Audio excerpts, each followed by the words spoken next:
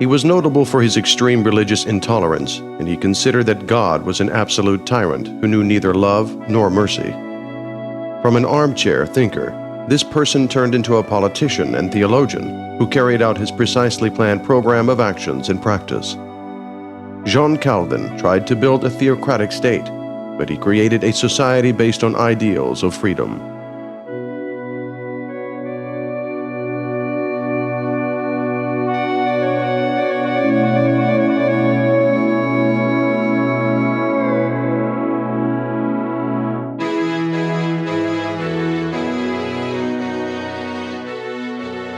John Calvin was born in 1509 in the French city of Noyon, in the family of public prosecutor. His mother died soon after she'd borne her son, and from early age the boy had to obey his severe and despotic father, who believed that discipline could replace parental warmth. Submitting to his father's ambitions, Jean entered the faculty of law at the University of Bourges. Calvin studied brilliantly. Participating in numerous theological disputes concerning Luther's thesis, the young man stood on the position of reformation.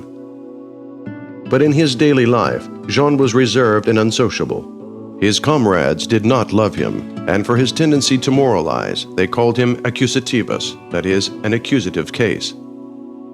After the death of his father, who hadn't allowed his son to make any decisions independently, the 24-year-old young man received an opportunity to build his life by himself and decided to study theology. There are no exact data now on when Calvin turned to Protestantism, but it is known that in 1533 he had to escape from France to Switzerland together with other Protestants.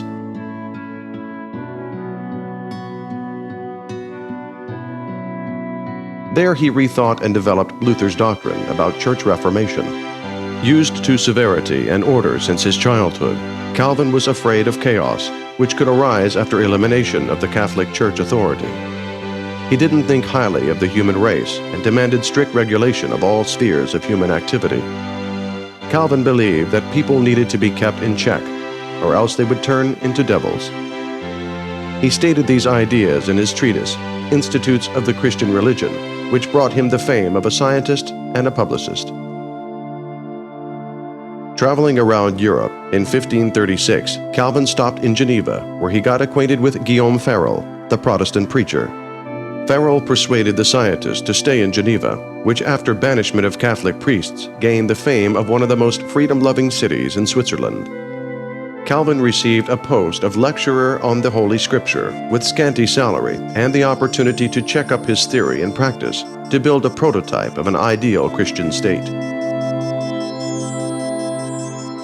Calvin made the city dwellers to convert to the Protestantism. Now each step of the townspeople was under control.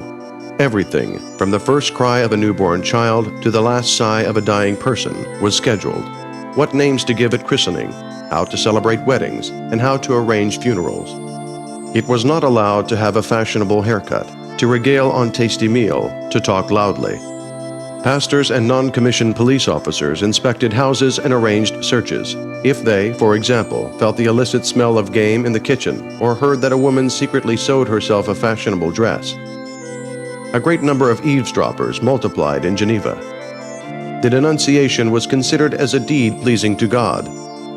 In his violent fanaticism, Calvin overstepped all the possible borders, and in 1538, by the city council's decision, Calvin and Farel were expelled from the city.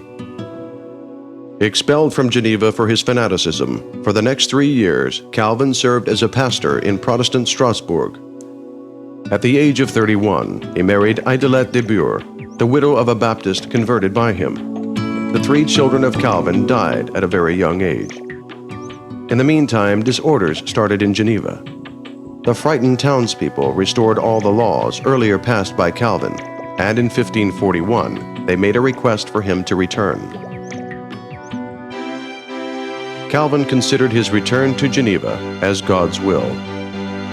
At the age of 34, Jean Calvin becomes the father of the new church and makes it independent of the city authorities. Though he held a modest post of the government counselor, his influence on daily affairs of Geneva was huge. The laws passed under Calvin's insistence turned Geneva into a prototype of God's city, the citadel of Protestantism. Not for nothing, Calvin's adherents named him the Pope of Geneva. Basing on his own experience, Calvin called upon to open one's talents. He saw the true service to God in work, and he considered property as the charisma. Being an ascetic, Calvin demanded moderation and asceticism from his supporters too. Calvin's authority in matters of religion became indisputable. He worked 20 hours a day, caring not about his health. When his friends asked Jean to take care of himself, he answered, "I want the Lord, when he sends for me, to find me at work." Jean Calvin died at the age of 57. According to his will, the reformer was buried without any ceremonies, without a monument and an inscription on his tomb. Calvin created a special culture which taught to search for an opportunity for self-realization and to make oneself. It is possible to say with no exaggeration that the modern Western person is Calvin's creation, a person able to choose between good and evil and to look at tomorrow with no fear.